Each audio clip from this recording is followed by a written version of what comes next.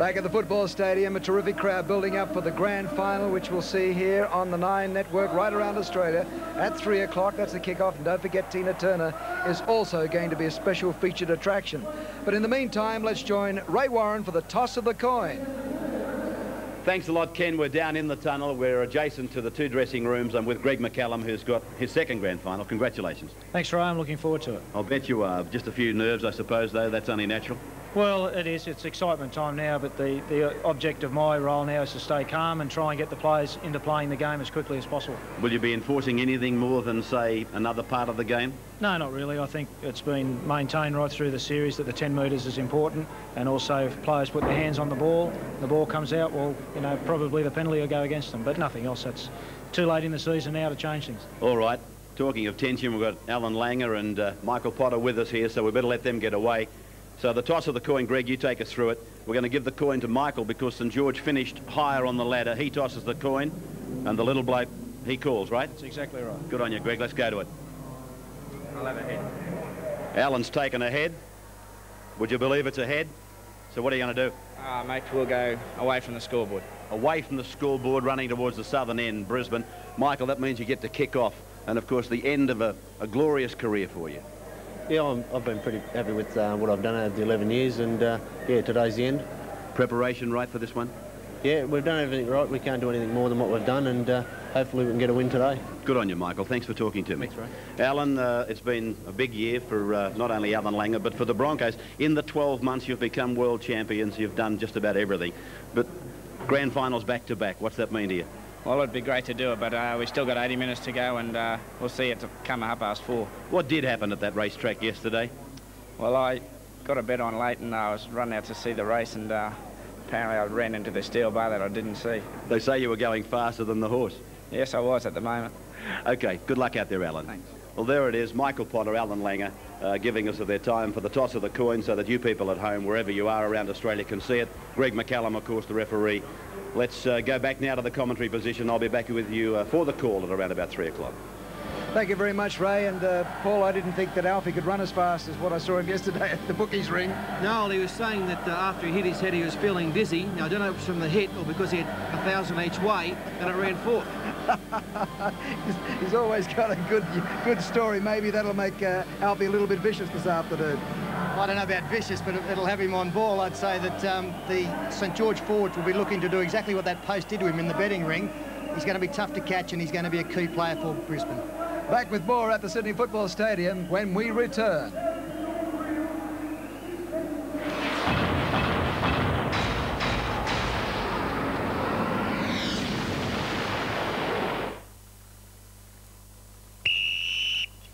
We've got to stop the ball, so when you hit him hard!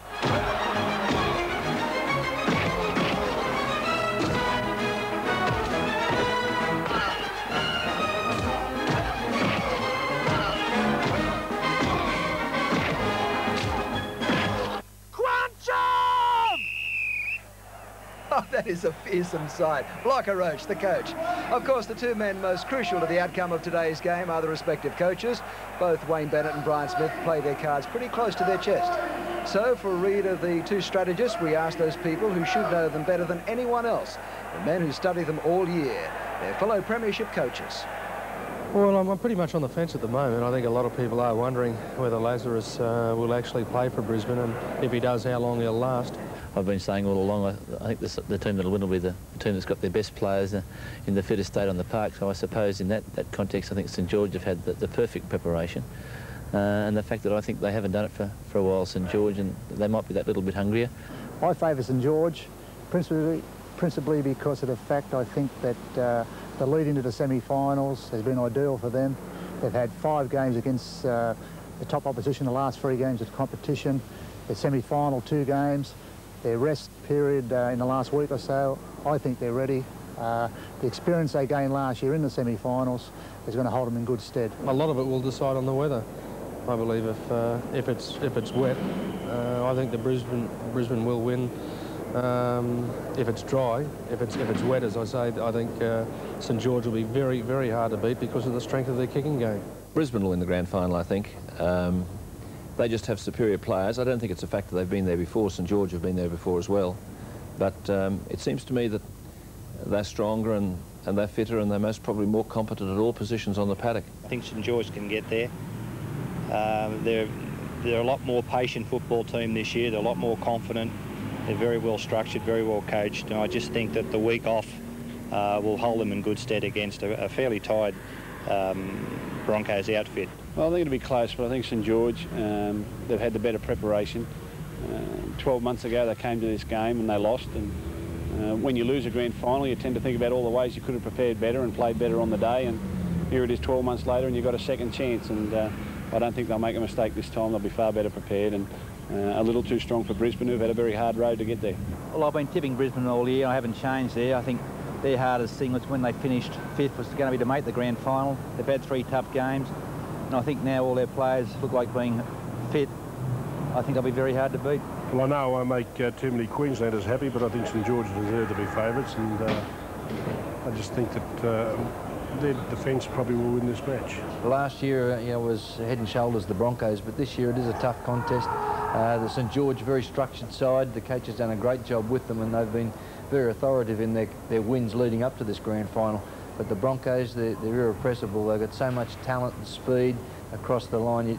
Even when they look to be off their game, there's no relaxing. I'm going to start the Broncos. Well, I like St George's chances. I think that they're well prepared this year. I think last year they probably there was some euphoria about making the grand final, but I think they're a different side this year. They're the same side and the same colour jumpers, but they're mentally prepared.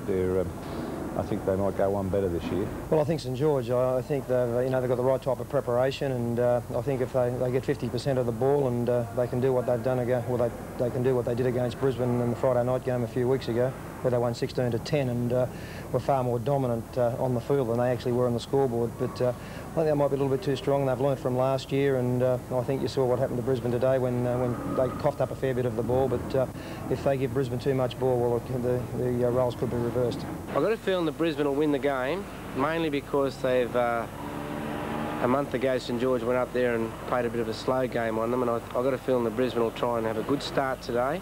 And with a good start, I don't think St George can employ those same tactics, and that's the main reason I think that Brisbane will win today. The only way St George, I feel, will get them is if they can stay close to them right through the game. If they let Brisbane jump away to a 15-point lead, you won't run them down. But if, as Canterbury showed, if you can stay close to the team, to Brisbane, and you get to the 60-minute mark, fatigue will start to set in, and Brisbane have had the harder run, and I think St George may then get them. So, but I still lean a little bit towards Brisbane, I think Brisbane will get up in the last 20 minutes, mate. I think St George will probably suffer a little bit from having the week off. And Brisbane are battle-hardened, and the experience of winning last year, I think that last 20 minutes might just tell with their style of football. Well, Peter Sterling, split down the middle, fairly evenly balanced as far as opinion is concerned on who's going to win this one. Well, I think that's what kind of game it is, Ken. It's really an even money bet, as grand finals should be. As a couple of the coaches said last year, it was Brisbane head and shoulders above any other team. St George are that much better. The fact that they've played so well and beaten Brisbane in the last month evened things up. I was actually surprised that so many did tip St George. I thought Brisbane would have been fairly strong favourites, even with the coaches. Your thoughts on that, Paul? Well, big vote of confidence there for Brian Smith, wasn't there, from all the rest of the coaches. They all rated him very highly, said they're very structured in their play. On the other hand, some of the coaches were saying what a great side Brisbane are, mainly depending on individualism with their very fast backs out wide. So, yeah, they were down the middle. Actually, not too many of them will be coaching. There's plenty of Gary Goners there, isn't there? There's a few that have gone. I don't think the start is important, isn't it? Whoever can put first points on board, that's going to be a great foothold for them to hang on to. Well, you can see the crowd, they're all ready and raring to go for the grand final. We've got plenty of good action coming up here on Nine's Wide World of Sports on the biggest day of the year for rugby league at the football stadium.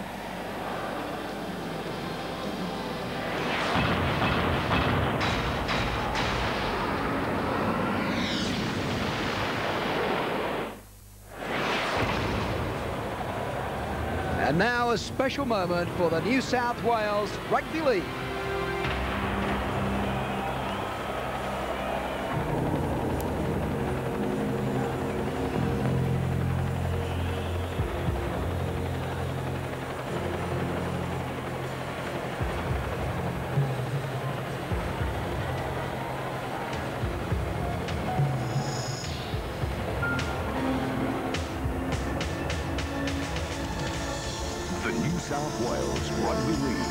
proudly presents Tina Turner.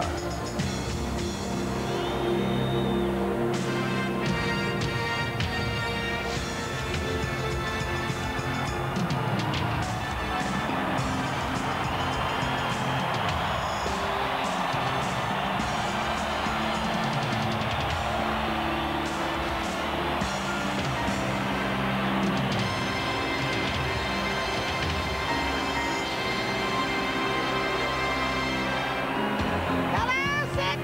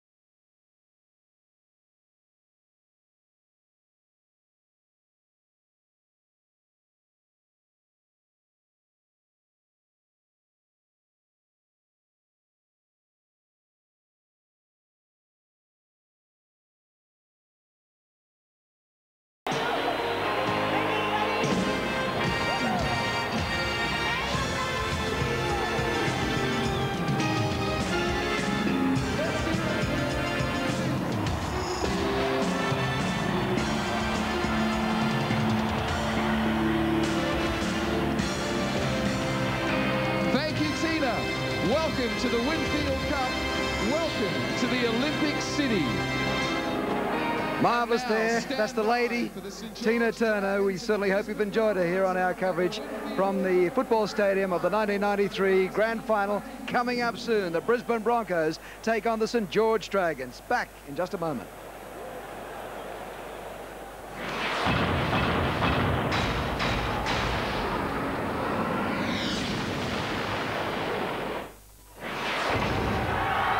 Well, that's the action out at the St George Leagues Club as all their fans get ready to see the team take on the Brisbane Broncos. Last year they missed out. Maybe today will be their day. They'll be there watching on the big screen. Just what are the factors about either side that really make the difference in today's game? Well, Peter Sterling has been analysing the strategies and the teams who will deliver them. The Dragons fullback and captain, veteran Mick Potter. On the wings, one of the game's best finishers, Ricky Walford, and flamboyant goal kicker, Ian Heron. In the centres, combine the towering strength of Graham Bradley with the speed and step of Mark Coyne. Defensive specialist Tony Smith will start the match at 5'8" and aid the playmaker Noel Goldthorpe mobilise the St George attack. International lock Brad Mackay adds pace to a giant pack, which boasts the line-breaking ability of Scott Goulet and the toughness of David Barnhill. The front row features heavyweight Jason Stevens and rangy ball player Tony Priddle. Hooker Wayne Collins completes a formidable forward combination. An integral part of the Dragons' game plan is the use of a talented and versatile bench, all capable of making the starting 13. Stand up. St George have a great ability to play a structured style without inhibiting the flair and creativity of their players. Much of this structure is aimed at catching out the opposition on the blind or short side of the ruck. More than any other team in the competition, the Saints will attack this area, especially following scrum wins and tap penalties. The switchback will usually feature a long cutout pass designed to catch the defence short in numbers or making the wrong decision.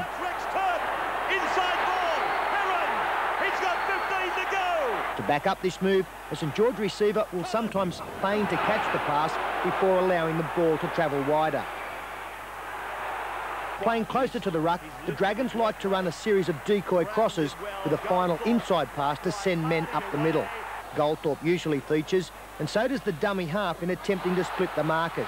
As a variation, after setting up the play in the same manner, they will attack wide involving Mark Coyne.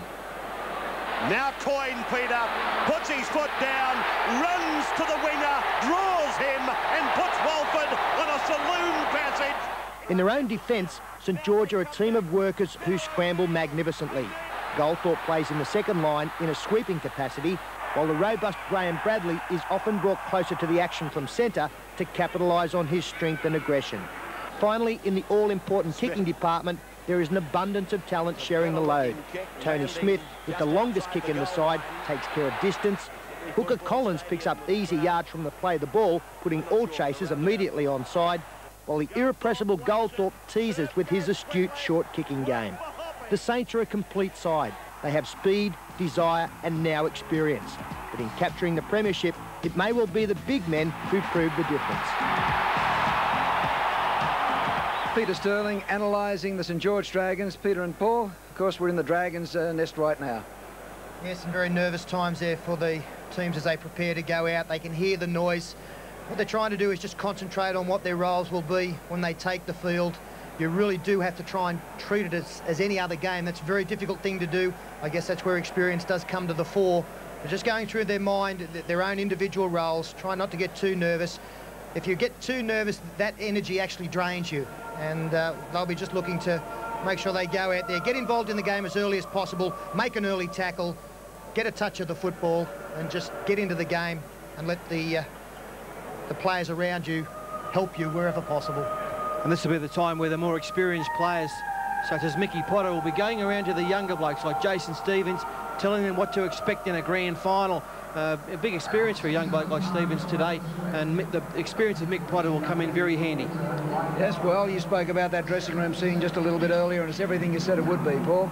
On the Brisbane side, the Broncos have a premiership to defend. Paul Borton has been assessing their strengths and playing personnel. At 20, tearaway Julian O'Neill is the youngest Bronco. Michael Hancock is one of the most aggressive wingers in the game, and Willie Kahn is certainly one of the quickest.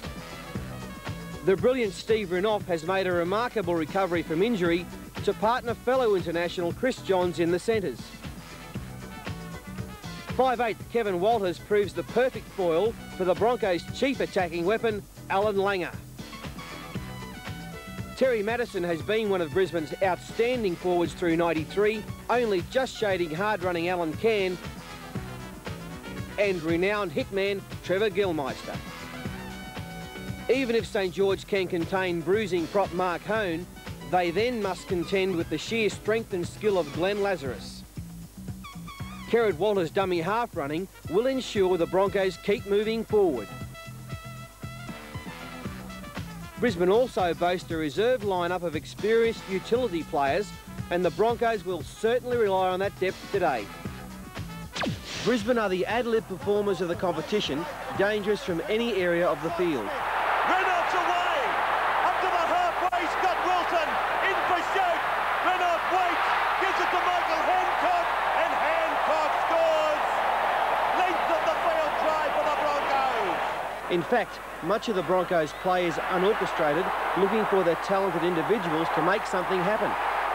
Their forwards will take the hard yards, many times one out, with the knowledge really is the key to Brisbane's attack, supporting the ball carrier and capitalising on opportunities when they are presented. Madison, out the back, a magic pass. Defensively, the Broncos have an honest working side, inspired at times by big hits from Trevor Gilmeister. Langer will fluctuate between the front line and sweeper role, while out wide they have the advantage to cover danger with the great speed of Willie Kahn and Chris Johns. Johns, one of the best defenders in the game, makes the tackle. The improved technique. The danger with their formation, though, is that they can allow a soft try. But he's through and away. Oh, it's a try. But it is their short kicking game which is so outstanding. The mercurial half has a unique ability to kick in a different direction to which he is running, combined with pinpoint accuracy in going over the back line for Kahn. Brisbane are superb opportunists and will make the opposition pay for any mistakes. The fact that they are a team of champions moulded into a champion team will be the key if they are to retain their title. Paul Vaughton there analysing the Brisbane Broncos. Right now, let's join Gene Miles, an ex-Bronco, but completely unbiased, his thoughts on how his ex-team will go today. Gino? Yeah, thanks, Ken. Well, as to be expected, it's very intense in the Brisbane dressing room. They'll be looking to start the game at a very intense pace and to maintain that for the rest of the half. The St George tactics obviously will be to slow the Brisbane side down, but don't be surprised if Brisbane probably kick early on the tackle count, and when the penalties come their way, maybe take a quick tap and just keep that momentum going.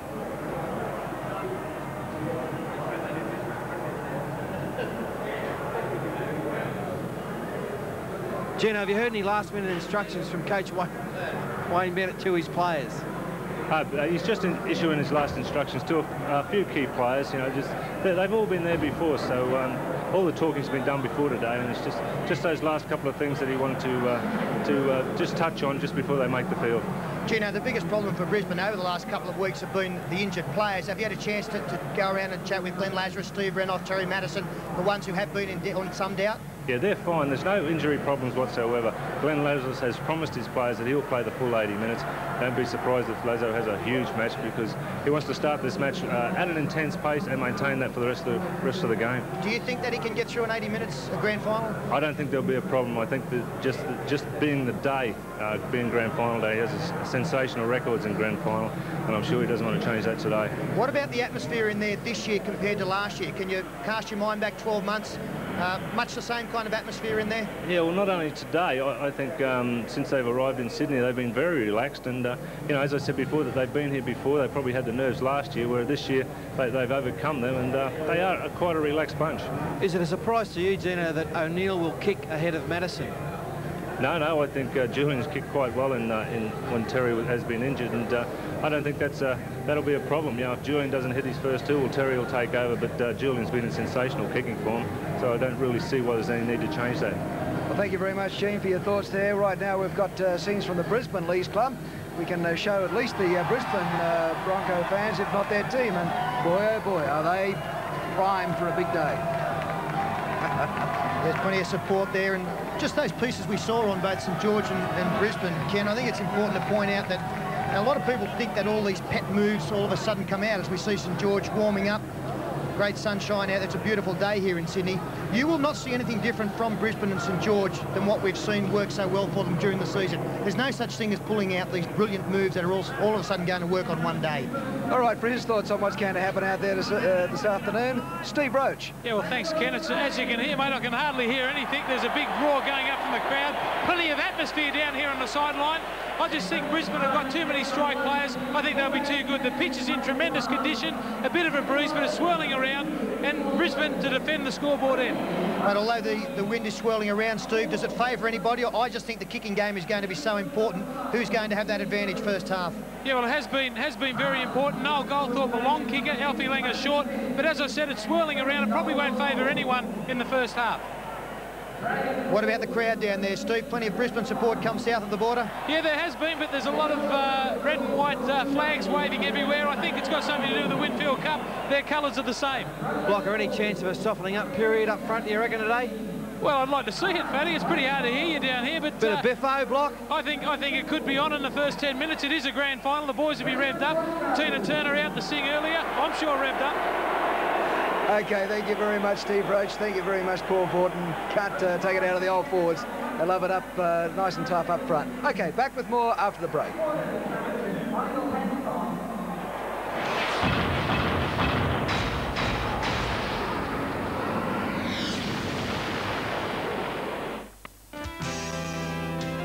This program proudly brought to you by Telecom, Mitsubishi and Red Rooster.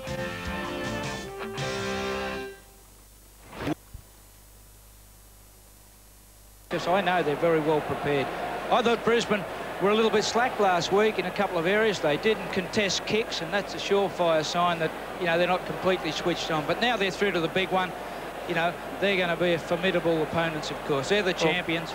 I think Tony Smith, the St George 5'8", has got a huge role to play. Everyone's talking about Phil Blake as an attacking weapon, but Tony Smith is out there to defend, and he'll get up and really try and hassle these Brisbane inside backs and cut them off. Yeah, well, Walters has been sensational. He's a better player than I ever thought he could be, Kevin Walters. And Renouf and Johns just read him so well. They just hit the holes, and Walters has got that knack of just flicking the ball to them at the right time. So if he can take the back line up, or anyone outside him, Warren, Tony Smith we're talking about in defence, I think that's the surefire way to attack this Brisbane side. You've got to attack the ball carrier. I don't think you can give them daylight with the ball in their hands. They're too dangerous and they're far too skilled. I heard Wayne Bennett say yesterday that he was very happy with this week's preparation, but I wonder whether he is satisfied with what he's had to make do with this week. I think they were very tired after last weekend's game, and he's given them a light preparation. I wonder if that's what he really would have liked to have done. Well, he had to. They've had a couple of tough games, haven't they? So really, he had to ease off. But I think he was more worried about Greg McCallum's interpretation of the rules, that maybe St George might lay all over them and play the balls and maybe get all side out wide. I'm talking about Mark Coyne and Graham Bradley. They certainly have a big job in trying to close down Steve Renouf and Chris Johns. Well, the crowd are getting anxious. The teams are due. And here they come. The long walk down the tunnel. And suddenly to open out and see 42,000 people or so screaming. The St George Dragons. And Michael Potter leads out St George. Takes a deep breath, sucking in that grand final atmosphere. It should be his last game. He'll retire after this, and he wants to go out a winner. Tony Priddle, the second man out. Ian Heron, Mark Coyne, Dave Barnhill, Jason Stevens, Tony Smith, all ready and raring to fire. Noel Goldthorpe, Scott Goulet, Brad Mackay, Graham Bradley. The intensity on their face. Ricky Walford. I'm sure nothing has been lacking in St George's preparation. The Brisbane Broncos on their way. Of course, they are in enemy territory. Everyone in Brisbane watching the telecast will be cheering for them, but they're outnumbered here at the stadium. Alan Langer leads out. Kevin Walters, Kerrod Walters, Mark Hone. A great lineup indeed they are. Trevor Gilminster, Terry Madison, Julian O'Neill, and huge Glenn Lazarus. Tremendous atmosphere. There'd have to be a question mark on Glenn Lazarus' fitness. Well, I don't think he'll get 80 minutes. Well, he's not going to get 80 minutes, there's no doubt that he'll be replaced by Andrew G after about 10 or 15 minutes. It really is pretty warm conditions out there, John. Yeah, and I would have thought perhaps they could have rested Lazarus early in the piece and brought him on after about the 20-minute mark, but I know he's going to cause a lot of damage. I doubt if he'll see the game out, but he's worth starting, just as a psychological advantage for the Broncos. Glenn Lazarus made the comment yesterday that he's good after a spell, and he reckons he will go strongly today. The main thing is if his ankle is 100%, I don't think his match fitness will be 80 minutes worth. There's Tony Priddle, a young man, but he looks reasonably relaxed considering the situation he's in. It's a big day. Ladies and gentlemen, would you please be outstanding for the everyone of Australia's now rising to their feet for the national anthem. Today by Mr. Anthony Warlow. And it will be sung by Anthony Warlow, best known as Melbourne's Phantom of the Opera.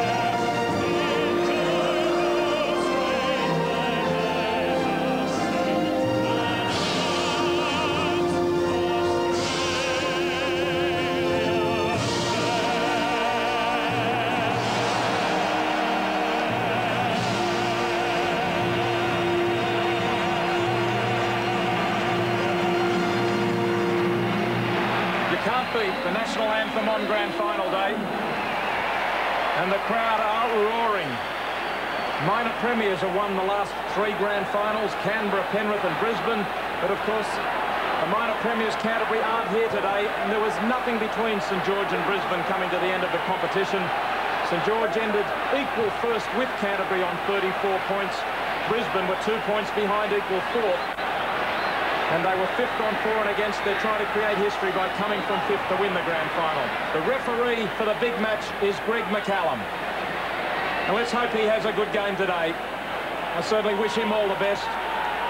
The bounce of the ball, a refereeing decision, could decide today. Let's hope it's the ability of the two teams. May the best team win.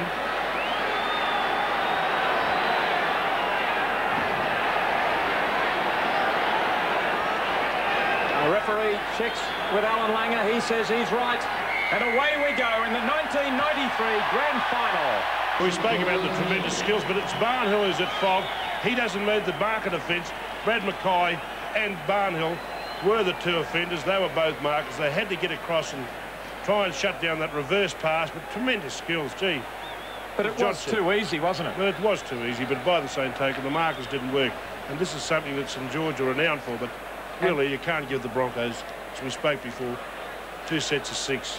A durable player, Terry Madison, played all the premiership games last season and had been going strong this year until dislocating that shoulder, but it's not worrying him at all, though he isn't taking the goal kicks. And Dave Barnhill is off. Well, I wonder if that is punishment from Brian Smith. No, well, it's Phil Blake coming on, so I guess it's not so much a punishment, but an aggressive tactic. But looking at St George, they are not playing well enough at the moment. Brisbane are well on top. Well, they're making too many mistakes, and really, you can't give Broncos overs in possession. I jumped the gun because Tony Smith is leaving the field, so Blake is on for Smith. Now, who is out there for Barnhill? Tallis on for Barnhill. So, well, he was warming up Tallis anyway, wasn't he? But I wonder whether it was going to be Barnhill who was replaced. Barnhill making some strong tackles, but as you say, having just knocked over one Brisbane player, he didn't get up and keep coming across on the next tackle. Easier said than done, but you simply have to do it. It was Chris Johns that Barnhill had tackled on the previous one. St George in defence, but gee, at the moment there are a few, as you said, a few leaks really appearing in the St George defence. But they just have to... What do you do, John? Go for goal. Well, I don't know. Do you want to go for the try? I'd go for the goal. What about you, Arthur? I'd have to take the points. With only 2 minutes to a minute and a half to go, that's all that is going to be left of the half. But in the last few minutes, St George have shown a resurgence, especially with Blake and young Tallis back on the field. Ian Heron had 2 shots at goal in the 92 grand final, missed with both. But this season, his goal kicking has been reliable. He's kicked 42 from 59, a 71% rate of success right through the season. And I believe it's even better in the finals. So Heron, 26 metres out in centre field. Now St George, having elected to go for the penalty goal, really will need him to kick it, because it would be a psychological blow to them if he doesn't put it over. They want to see some points on the board against their name. Heron hits it nicely. It's a good-looking kick. It's there. The St George fans get something to cheer about. It's 10 points to 2 in favour of the Broncos, and only 10 seconds till the siren goes. As you said, that was a psychological boost. Beautifully struck by Heron. That will certainly give him a great deal of confidence. Brisbane walking to halfway. They don't want to get underway again. And the two teams leave the field. Brisbane gaining the upper hand with 2 tries, both of them laid on by Kevin Walters. And Alan Langer would be fairly satisfied with the Brisbane first half effort. St George, if they can improve on their mistake rate, have shown that they did have the attacking weapons to contest this grand final. So it's Brisbane leading 10 points to 2 at half-time in this grand final. And while we take a breath, get our breath back, let's take a look at some of the big hits of the season.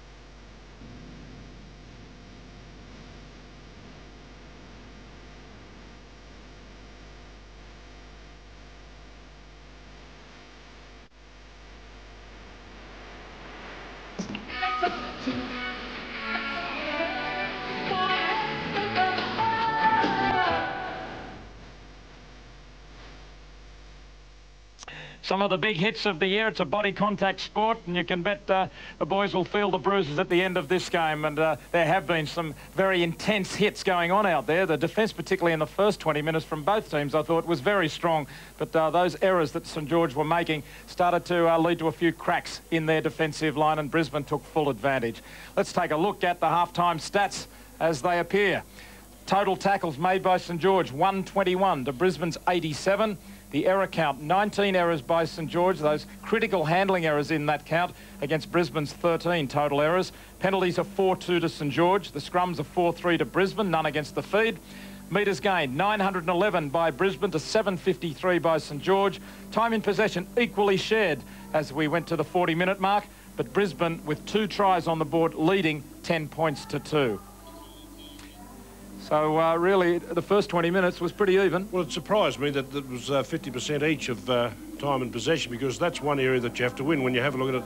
St George have had to do, that's exactly right, but St George have had to do much more defending, but really they've been digging their own graves, St George. They haven't controlled their possession at all. They've lost the ball and they paid the penalty. Kevin Walters really has smacked their behinds a couple of times, putting on tries. Well, the first try came in the 22nd minute, and it was Kevin Walters turning it to Chris Johns. Interesting decision by Bennett. I thought the signs were there that he was really slowing down, very slow to recover in defence. Walters goes straight through, dug it inside, went through, the pass inside for Chris Johns. He'll race away for the first try of the grand final. Beautiful support play from Chris Johns. He has a tremendous understanding with Kevin Walters. And Kevin Walters at this stage has one hand on the Clive Churchill medal for the man of the match in the grand final. Without a doubt. I thought that maybe we see the replay here. Kevin Walters just turns, fakes the ball back inside, just enough to hold off Priddle, had the speed to get between him, Priddle and Barnhill. But the lovely support play by Chris Johns. He's turned the ball back inside, but as you said, he certainly would have to be in front. But it was those St George errors, wasn't it? Remember Ricky Walford losing it after it was kicked down to him. Tony Priddle tried an offload. That kind of error is critical in a grand final, in any match. Well, that happened even in the under-21s, and the same thing in second grade. It's probably not the great plays. It's going to be the mistakes that are going to cost you, lose you a grand final, and this is the way it's shaping up. Well, it was the 31st minute. Again, it was Kevin Walters, Terry Madison, the try scorer. 10 metres out. It's Walters again, back inside to Madison, the hole is there, and Madison! That came from a dropout. St George were forced to drop out, and they couldn't survive another set of 6 inside their own 20. Yeah, it was certainly a great play prior to that. Hancock made a great play, played the ball forward, made an extra 10 metres, and as you said, from the dropout, they had a couple of rucks, and we just saw a simple play there. It was just Kevin Walters just running away down the left-hand side and turning the ball back into Terry Madison. Just great awareness. How are St George going to get back into this game? Well, the first thing they have to do, they certainly have to play out their sets of 6. And I think the way they've got to do it too is when they've got good field position, they have to put some pressure on Julian O'Neill. We saw about 3 minutes from the end where Julian O'Neill coughed up a high ball. I know that you thought that Michael Potter didn't even contest the ball. He was there just to take out Julian O'Neill, but I don't think that Julian O'Neill handles the ball all that well. I think that St George have taken some terrible options on the last tackle.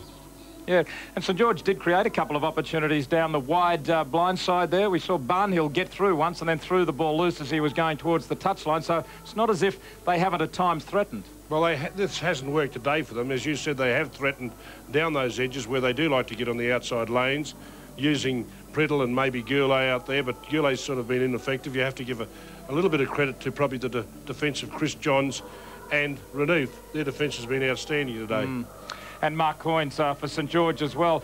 Well, Julian O'Neill has kicked 1 from 2 for Brisbane. Ian Heron put St George on the board with a penalty goal late in the piece.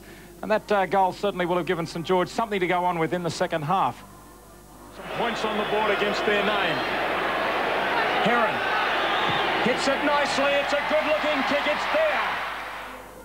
So there it is, 10 points to 2 in favour of Brisbane at half-time. Brisbane chasing 2 premierships in a row, but still 40 minutes well worthwhile continuing with this afternoon. I'm sure St George aren't about to throw the towel in yet. Now, over the last couple of weeks, we've been looking at some of the... Oh, there's the balloons flying at the half-time spectacular here at the stadium. But over the last couple of weeks, we've been replaying some segments of an interview with John Quayle. And today we just wanted to finish off a couple of them. And here is the first of them. John Quayle. I think the game is accepted as far as its credibility is concerned. I think corporately we have a very good image. And I think while ever a sport like ours has a greater television awareness, continually is developing more viewers. We continually have more spectators. We are able to create a game for everyone to participate at a younger age and then reach the ultimate in sport by being able to play at the top level. Those things are rewarding for us. And I think whatever, we can't sit back though. We've got plenty to do. And our job's not completed yet. I have no doubt we will, and we want to be, the #1 sport in this nation by the year 2000. And we're on track for that. John Quayle, of course, can rugby league get bigger and better? It's doing a pretty good job at the moment, and there is a lot of competition to be the #1 sport. Well, there certainly is, and I think John Quayle can stand back and have a look at himself and what the board has done and feel satisfied with themselves. But by the same token, you can't rest in your laurels. There are opportunities in the South Pacific and South Africa to expand our code, and I hope that John and his board do pursue those areas. Well, of course, one of the million-dollar questions, or the million-dollar question, if you're the ABC and fans of the ABC, Arthur Beetson or Warren Boland, is whether we'll be doing the football next year. Let's hear from John Quayle. Well, I certainly hope so. I think that the people across the nation proved that last year when it was considered that we may not have an arrangement. I'm very confident that we will be. I think that the ABC has been very good for league and vice versa. I think for the national broadcast to be able to show live sport on Saturday afternoon, I think is great for them and certainly good for us, and I would certainly not want to lose it. And hopefully the announcement soon will be there to say that we have a long-term deal. Let's hope so. And now New South Wales Premier John Fahey. That the people of Sydney and visitors deserve. I hear that you've been celebrating. You have a right to. You've earned it. I know that as a result of your support, your commitment, the Olympic Games have been earned for Sydney, and at the turn of the century, it will be your Olympics that you will enjoy and share. Thank you, all of you.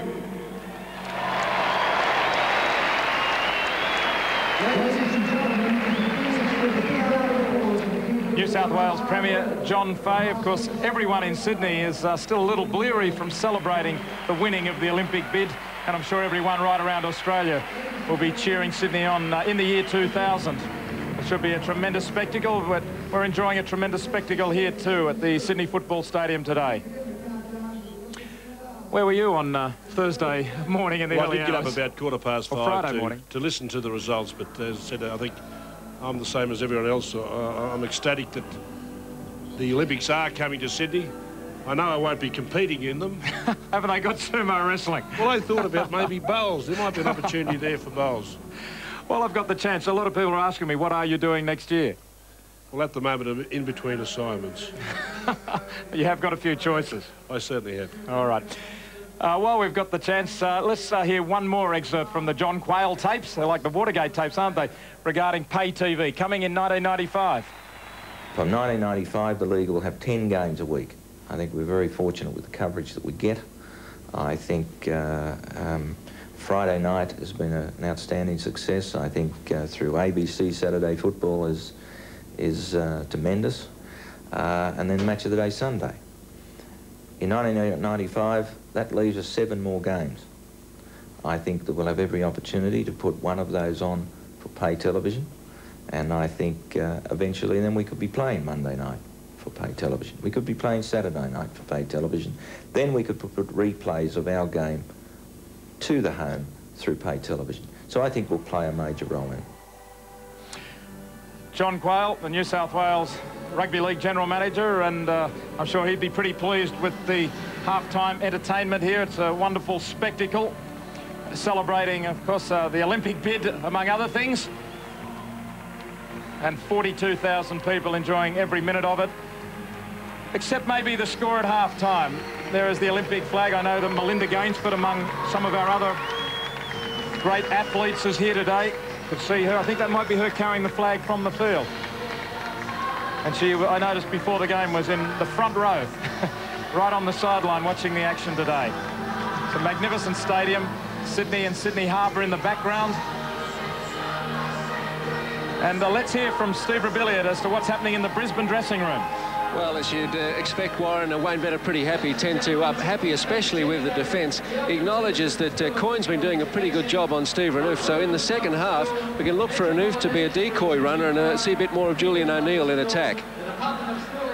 Well, we saw plenty of Julian O'Neill in the first half too. He played a pretty strong game from fullback, but all of those players who we expected to play well in that latter 20 minutes started to look pretty hot. Well, that's right. And of course, Kevin Walters looking to Renouf and to O'Neill to work on their lateral defence, their adjusting defenders, and he certainly has caused a few problems out there. But really, if Brisbane are going to get St George to get back in this game, they've got to put some points on the board in the first 10 minutes. And I think the Walters twins and Alan Langer are going to have to invite Terry Madison to residency status in Ipswich, because he's become one of what was a trio. It's now a quartet. They combine so well.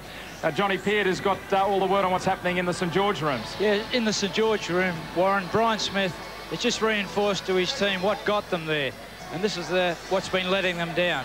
They've got to be a lot more stingy than they are. They've given the Broncos far too much ball. The time in possession is in the Broncos' favour, and that's suicide against a side like the Broncos with so much talent. So Brian Smith wants them to get back to just controlling the ball, use an effective kick-chase game, preferably the high ball, and they've got to get on the board first up in this half to have any sort of chance against the Broncos.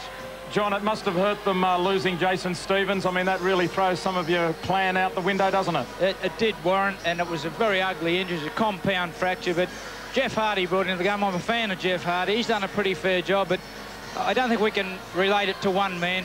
They've just got to control the ball a little better and do what they've done so well all season. That's control the ball. Early on, too, John, you were mentioning the way Noel Goldthorpe was dictating the play so well, turning it inside, moving it wide. They've simply got to get back to that, haven't they? It's easier said than done. It is, Warren, but it's what happens at the end of the sixth that's the key. If you can get it to six, that's well and good, but on 3 occasions, they put a kick out on the full and 2 turnovers. Not good enough against the Broncos. You've got to use the 6-tackle play as an attacking weapon. And here come the Dragons. Thanks, John. So St George, well, they don't want to go through that bitter disappointment of last year again, and I'm sure that they will give everything here. They'll throw themselves at Brisbane in the first 5 minutes of this second half, because if they can post a try and convert it, well, all of a sudden the score is 10-8 and you're right back in the hunt. Well, all they do, as we said, I know we're repeating ourselves, but just control the football. Simple as that. Let's take a look at the top tacklers as the players come back onto the field. For St George, Jeff Hardy, who of course wasn't out there for the first few minutes, along with Brad McCall.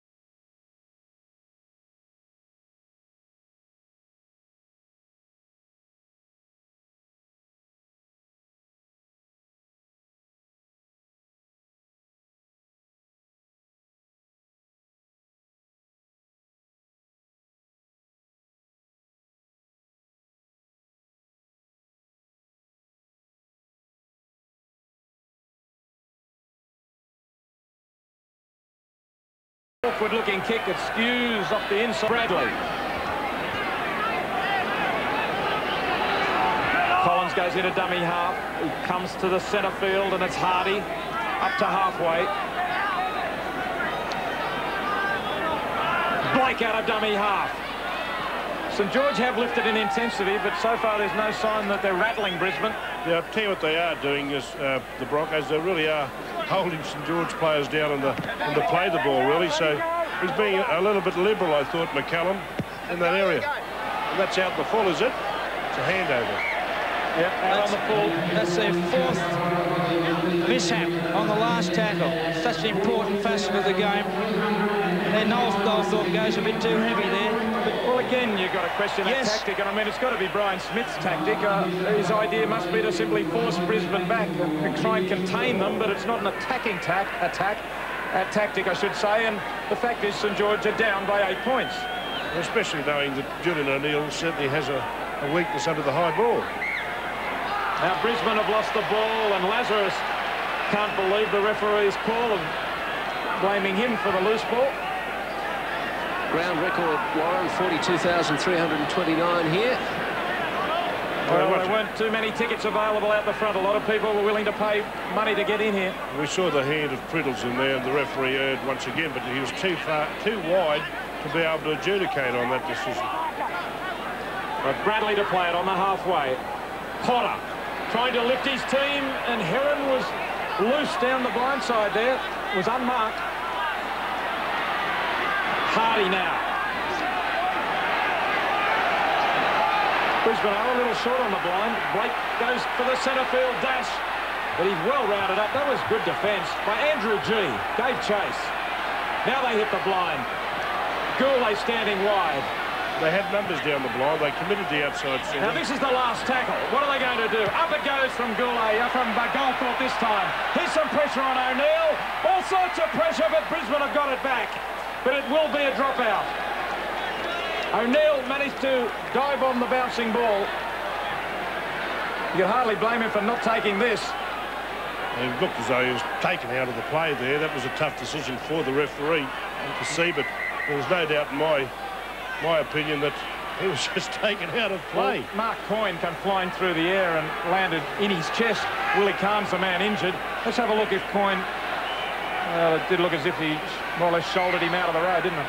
And Warren, there was an ironic cheer from the crowd then. The last Saints have finally taken the right ploy, but they're not silly, the fans. They know there's good value in that high kick. Maybe Saints can learn from that. Brisbane drop out, and it's Potter handing it to Tallis. Tallis sets sail downfield. Well tackled by Renoff. It's an important set of 6 here for St George. That pass was okay to Priddle. Goldthorpe was backing him up. They're 30 out. Walford went the wrong way, but now he gets it to Collins. They've got a bit of pressure on the Broncos here.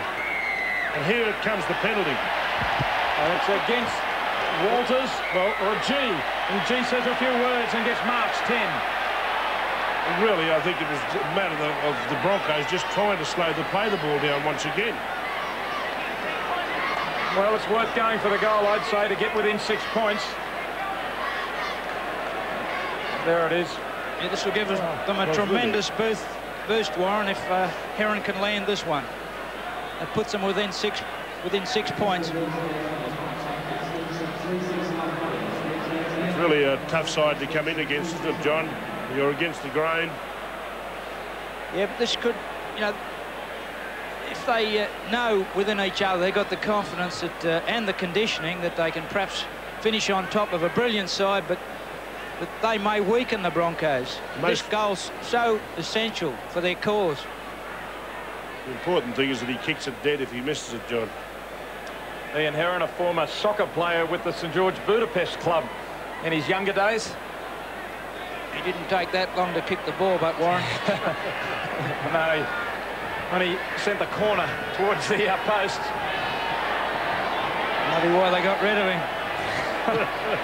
Yeah, I agree. I think it is too long. Here he goes from 20. Try time for Willie Carn. I thought that was a forward pass. The attempted intercept by Ian Heron, as he knew he was outnumbered, has allowed Brisbane to slip away, and Willie Carn scores. Brisbane lead 14 points to 6. An 8-point advantage. With 11 minutes on the clock. Ian Heron here comes up out of the line, but he had to do something. But the pass got away anyway. That pass, well, no, I think it was okay. No, and take Willie it back. Carn took it. Bradley couldn't get to him. Yeah, little Alfie knew where the ball had to go. He got into the dummy half, shot the wide pass. The ball was offloaded as Heron came in. He realised the danger. And Willie Kahn was on hand, probably to put in the match-winning try. And give credit to Mark Hone and Kerrod Walters on the 2 previous plays. They got it close, and they had the defence running ragged. They couldn't adjust in time, right on their goal line, and Willie Kahn, with his 17th try of the season. Tremendous player is Kahn, generally regarded as the best winger in the world now. And Mark Coyne is warming up on the sideline. Brian Smith, I guess, would realise that with 10.5 minutes to go, he's got to throw all his attackers on the field. It's all or nothing now for St George. They're not out of it, but they're in trouble. O'Neill won't hurry this kick either. The clock ticking down with every second. 1 out of 2. He kicked the easy one, missed the harder one. This is the hardest. It's a pretty slim angle when you look at the post like that, isn't it? He's brought it back 24 metres.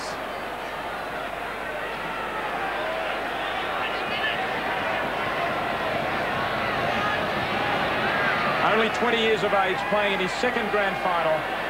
Has already played 2 State of Origin matches. He's hit it well, but not well enough. So St George still in this contest, but Brisbane leading 14 points to 6, 10 minutes to go. And Langer summed this up very well. G put his hand up, he wanted the ball, he could see there could possibly be overs. Heron came in, Bradley was the slow man to move. He should have come up off the line and Heron could have stayed with the winger Kahn. Wasn't it a good pass from Andrew G? A fine line in that, isn't there? I mean, thinking, creating, doing it, making it happen. 30 metres out, and it's Mackay. You would think they'd have to score in about the next 5 minutes. They've got to do it twice. Potter. And really, they've shut down Gnarly Galthorpe today. John Hammond, the Broncos have done a very good job in defence on Galthorpe. Yeah, they're showing what champions they are. They've got champions all over the paddock. Here's Brown. He's driven over the sideline by Johns. He got himself into trouble. Once he get on the outside of Chris Johns, that closer in strife. And he's hurt. His finger is dislocated. Here we see Fancy trying to get on the outside of Chris Johns, and Heron tries to come in and give him some sort of support, but Johns just pushed Heron and young Brown to the sideline. Nathan Brown's finger is at right angles. Mark Coyne is on for Tony Smith. Oh, look at that. And it's been a common injury of late. Last week, we saw John Platt dislocate his finger. He turns away, so he won't know when the trainer pulls it out. Ouch. It's right, and he says, let's get on with it. No mucking around. This is a grand final. Killer Carney would love that. And the final tackle is made. And the jubilation in 93 is Brisbane's for the 2nd time in a row. And some people question their hunger. But look at Chris Johns' face. Nothing sweeter than winning a grand final. Mick Potter trying to gather his dejected troops together. Andrew G comes across to congratulate his opponents on a very competitive game. But there was that latter part of the second half, of the first half, between the 22nd minute and the 31st minute that has punished St George for their mistakes. A great effort by Brisbane, though. They are a superb attacking side, and they have put it together and added that essential ingredient of magnificent defence to go through to win in 1993. Yes, congratulations to Wayne Bennett. He's prepared this side well. Throughout the year, we thought that they were the best side of the competition. They proved it on the day that it did count. They've achieved a wonderful experience, winning it's the first time anyone's won the premiership from 5th spot, and they've done it. Yes, from 5th spot. Canberra did it from 4th spot. Brisbane have done it from equal 4th or 5th on for and against. And Brisbane winning by 14 points to 6. Let's go down to Terry Madison. Terry, congratulations. I guess the defence really got you there today. Yeah, mate, I thought all too good all over the park, and we've got a great team here and we're going to go on. Nice to get a try? Yeah, it is, mate. I don't care who scores the try, but it's my first in the grand final, and since I can't kick goals today, the try's even better. And how's the shoulder? Mate, fantastic. I'm having an operation next week, but you know, it was good enough for one more game. Well, the win will ease the pain for sure. Oh, mate, there isn't any pain. This is unbelievable. Fantastic. And the feeling compared to last year? Oh, mate, it's better than last year because everyone said it was a bit of a fluke and all the good sides weren't there, but we beat them all this year. Congratulations. Thank you. Well, Terry Madison, one of the victors. And here is Brad Mackay with John Peard. What do you think of your team's effort? I'm not sure, but you know, they had that much possession in the first half. We used up all of our energy. That's normally what we've been doing to sides in the last month or so, is putting them under pressure, but they put us under pressure and just run out of energy. We had no ball, but second half we came good. It was courageous, but they held us out. You can't give Brisbane a decided advantage in the time in possession, can you? They just make mincemeat of you. Yeah, that's right.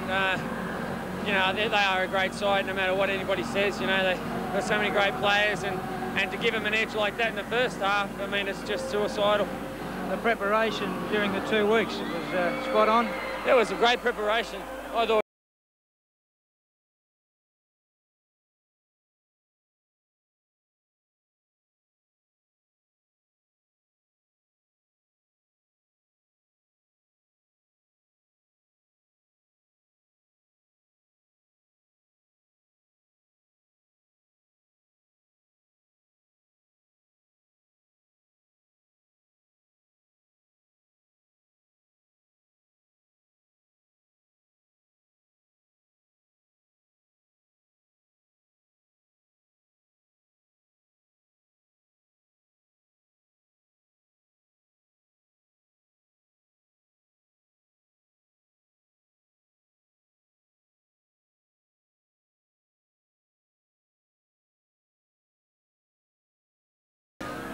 Langer will celebrate tonight. You can bet, in fact, they'll celebrate all week long.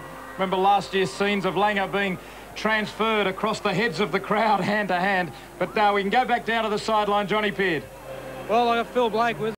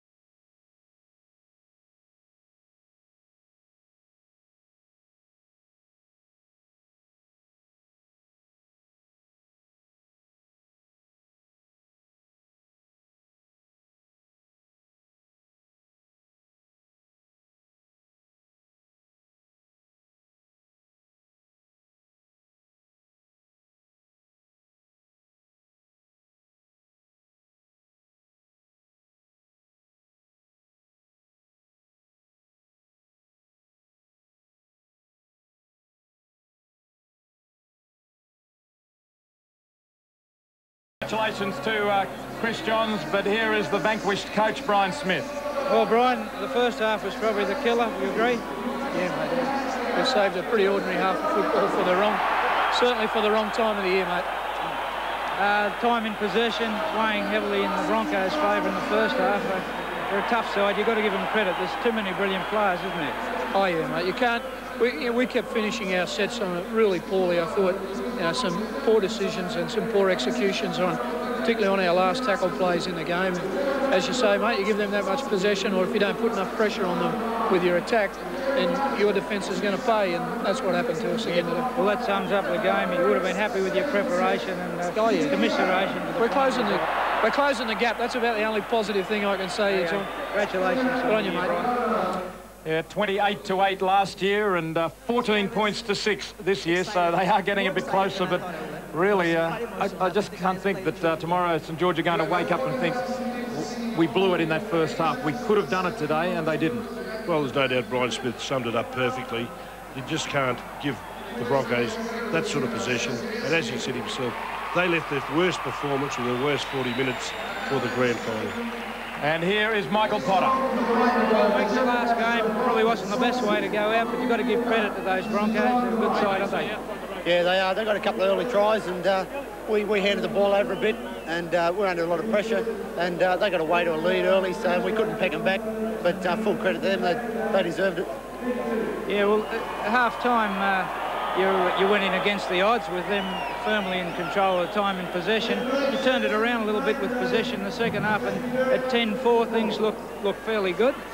Yeah, we were a chance there when it was 10-4, and again it comes back to our execution there in vital times. We turned the ball over and a couple of silly passes because we were forced to play that way, and it just didn't come up for us. Mick, you've been a wonderful player, and that's the end for Mick Potter? Yeah, that's right, I've had enough.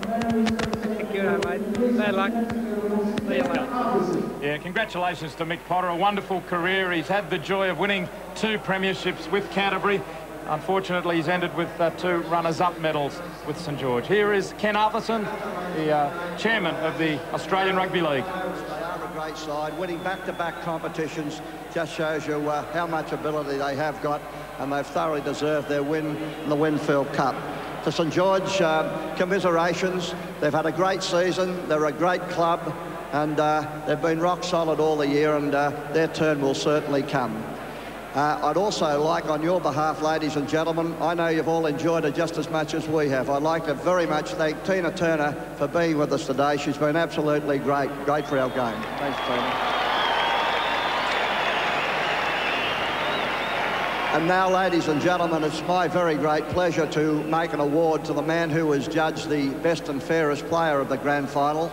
As you know, it's an award that's made every year to commemorate the memory of a very great rugby league player, a very great Australian. I talk, of course, of the incomparable Clive Churchill.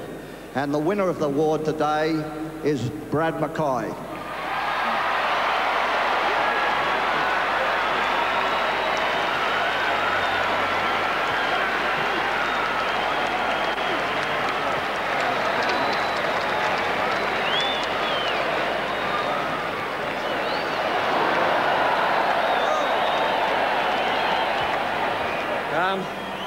I don't know really what to say.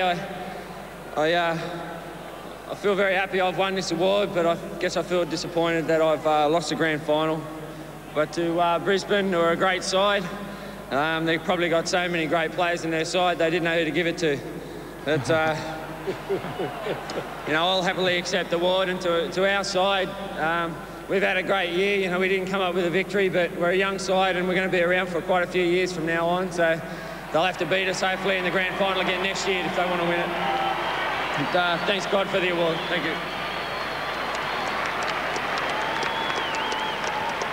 Congratulations to Brad Mackay. And now, ladies and gentlemen, a man who'd rather be in different shoes today, but he's a great captain. He's had a great career. This is his final game. Would you please welcome the captain of the mighty St George Dragons, Mr. Michael Potter.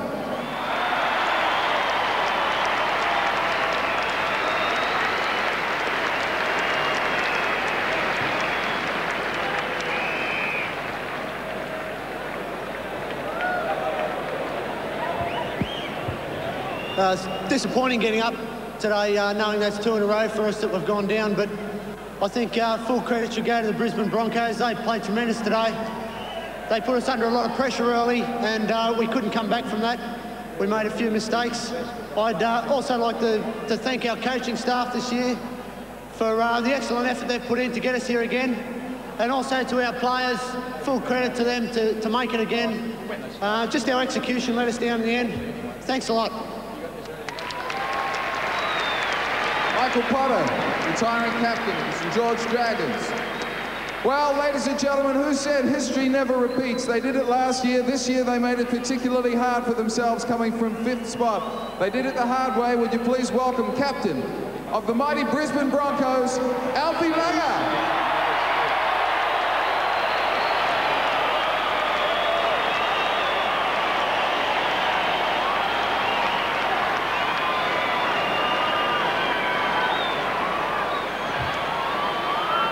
first of all, I'd like to thank all the players I've played with. They've had a great 2 years. It's just a comradeship that we've built in the side that's really made us come this far. It's all a lot sweeter today. We come from a 5th spot and did it the hard way. But most of all, I'd like to thank all the supporters that travelled down here today.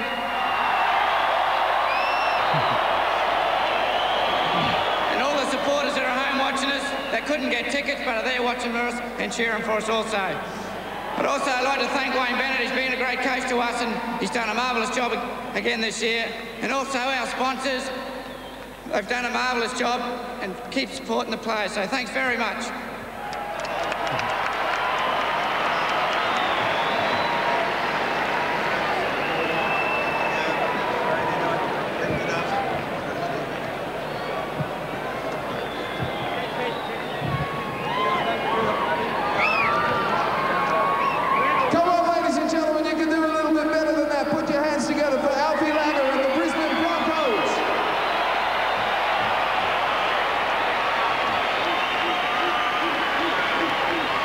Be a big night in Ipswich tonight.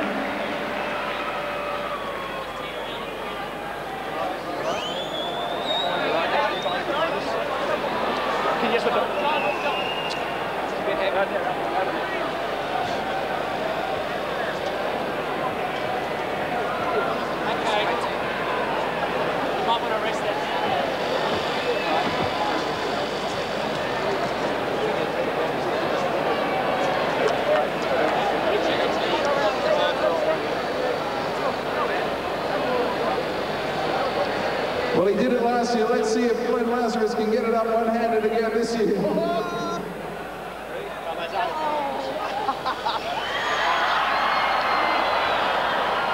Well, the Clive Churchill medal went to Brad Mackay, but let's find out who was Beatson's best. Kevin Walters.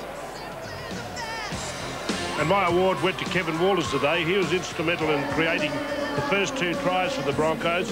His defence was first class, but he was closely contested by a number of Broncos, which I thought Alan Cairn played superbly up front with some other forwards. And here he is with Johnny Pearce. Kevin, you had a sensational game. How was it out there? Very, very tight in the second half, actually, John. I thought our 10-2 half-time lead was enough to get us home, though, but we did come with some good defence there late in the second half that saved us the game. You had a lot of possession early. That helped, didn't it? Well, it did, mate, yeah. They kept turning the ball over to us, and, we're going to try and take our opportunities when we get them, and a couple of chances we did get today, we took full control of it. We're surprised they turned it over because they got there the grand final with been pretty stingy, hadn't they? It was surprising to see. Even their 6 tackle players were pretty crook. They put a couple out in the fourth. Turnover on 2 other occasions. Were you surprised? Yeah, that happens, in games like this. But thankfully enough, we took our opportunities when they came up to us and we got the money. Sensational game. Go and get your medal. Thanks, Congratulations. Johnny. Thanks, mate. Good, Kev. So, yes, he played a tremendous game. Kevin Walters, you hear all the players' voices cracking. I'm sure part of it's emotion, but they've also been screaming and yelling at each other to go up in defence, to get across to a certain position on the field, and screaming with 42,000 people takes its toll on your voice, doesn't it? Well, that certainly happens out here at the stadium with that sort of noise around, and there's no doubt little Alfie, as the general, certainly would have been screaming at his players, but you'd excuse him for sounding like Tommy Rodonigus there. I know that last year when Brisbane won the grand final, everyone well believed, I think, that they were the better team, and because they played such a magnificent brand of attacking football, even the people in Sydney didn't begrudge it to them. I know most people in Sydney would like to have seen Brian Smith, St George side win today, but there's still this wonderful attacking unit, the Broncos, and they're enjoying it now. And there you will, you'll see a rare case there of Wayne Bennett smiling.